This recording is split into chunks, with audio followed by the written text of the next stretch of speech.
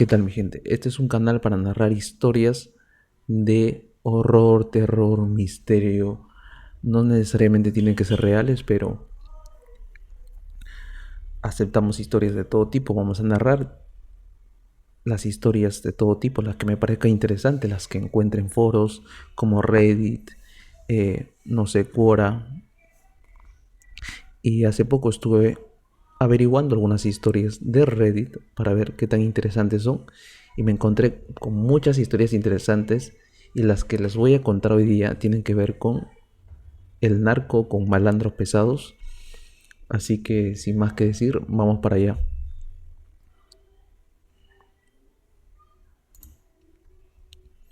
David Eagle nos dice, esto fue hace 5 años en Reddit, cuando un usuario pregunta, ¿experiencias con narcos o malandros pesados?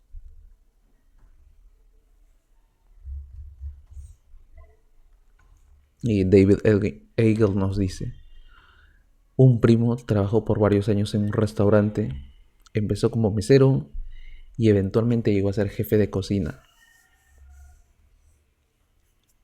Cuando comenzó la guerra contra el narco en tiempos de Calderón, los Zetas hicieron mucho desmadre aquí en Coahuila, pues incluso el gobierno de estado estaba involucrado con ellos.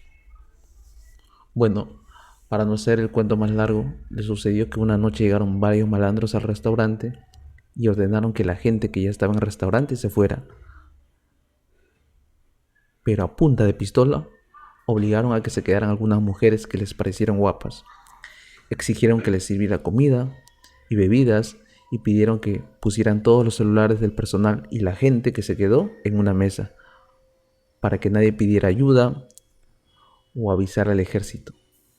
Cuando terminaron, se fueron, no pagaron, le dispararon a las cámaras de vigilancia y se llevaron a las mujeres que tenían retenidas.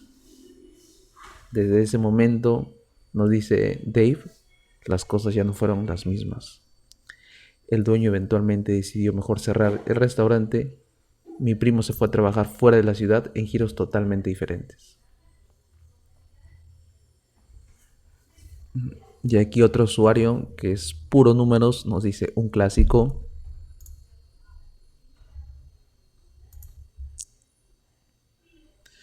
Aquí otro usuario nos dice, esta ya la había escuchado, que aplican en Ciudad de México, en zonas restauranteras de Polanco principalmente.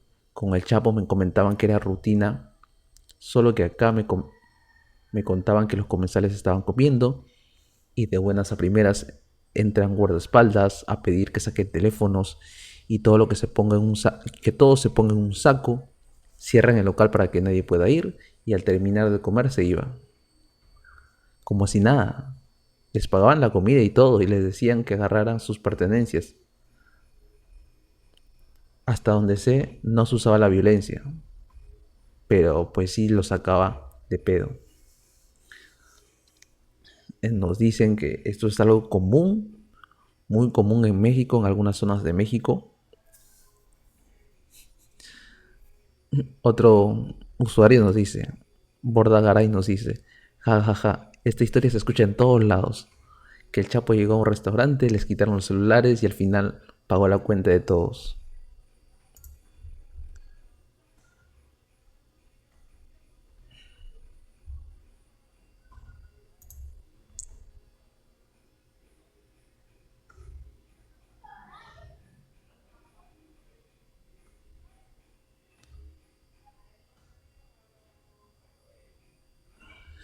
Y vemos que esto al parecer es bastante común en la Ciudad de México.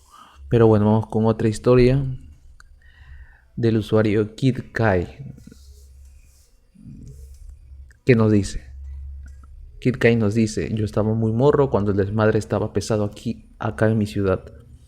Así que todas estas experiencias son contadas a mí a través de mis padres, quienes a través las escucharon de mis tíos, quienes las escucharon de sus hijos, o sea, mis primos. El cocinero de los Zetas. Llamemos a este protagonista Juan, mi primo Juan para ser exactos. Juan, como buen hijo de la familia abnegada, iba a la universidad con ciertos sacrificios, pero esto no era impedimento para que lograra titularse como ingeniero químico. de la Facultad de Ciencias Químicas de la UADEC. Supongo que UADEC debe ser una universidad súper prestigiosa de México. El que no se llevaba especialmente bien, él no se llevaba especialmente bien con nadie. Eran los primeros semestres después de todo. Pero un día esto cambiará. Era aquel un día común en el que Juan empezó una relación amistosa con un tipo que compartía con él horario. Lo llamaré José. El amigo José, para ser exactos. José era un estudiante común, ni muy feo ni muy agraciado. Pero si en algo era especial, era su pasión por la química.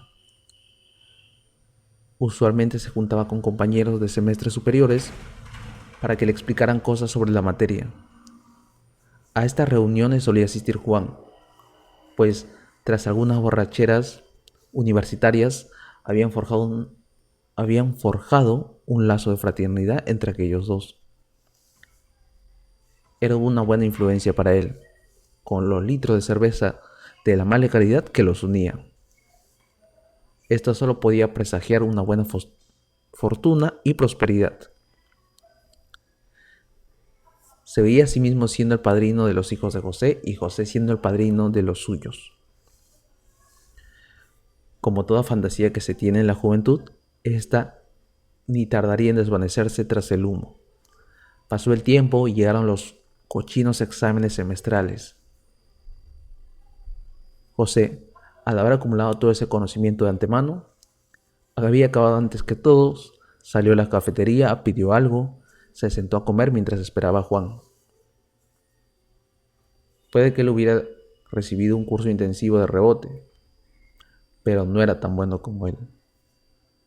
Nadie lo era ahí. Juan sale del salón, emprende la búsqueda de José.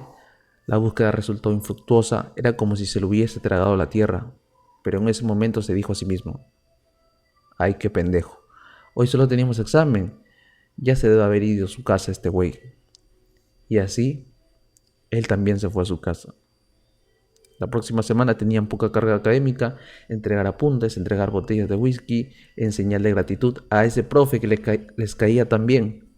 Cosas sencillas, pero Juan notó la ausencia repentina de José ese día, y después el siguiente, y después el siguiente. José regresó una semana después de aquello. Haber faltado una semana entera en la que era importante estar era raro de su parte. No olía alcohol y ciertamente no tenía signos de fiestas ininterrumpidas de una semana. Así que Juan le preguntó: ¿pues dónde has estado? Sin imaginarse la respuesta que le daría este. Me ofrecieron trabajo y acepté. Estoy con los Zetas como encargado de un laboratorio. ¿Le entras tú también? Me dijeron que si te animabas también podías entrar. Juan se quedó como una piedra. Había oído hablar de este grupo antes en las noticias, pero según tenía entendido, solo tenían presencias en Tamaulipas y Nuevo León. En ese momento José le dice: me dijeron que quieren entrar a Torreón también y que planean expandirse incluso a Durango. Es dinero fácil. Creo que me voy a dar una baja de la escuela. Voy a ganar más dinero en un mes que lo que ganaría en un año estando titulado. Y así fue.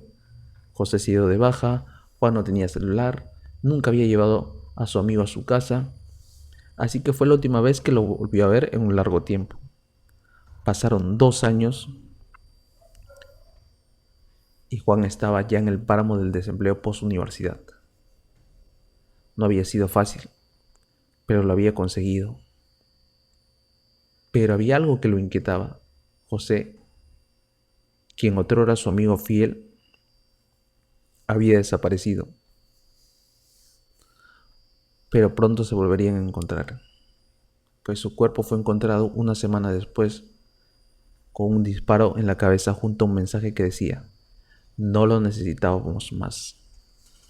En resumen, nos dice aquí el amigo: mi primo conoció un tipo, se hizo amigo suyo, y este, tras ser reclutado en el crimen organizado por sus conocimientos de química, desapareció por un tiempo, y cuando las cosas se pusieron feas, decidieron hacer un cortafuegos para cubrirse las espaldas.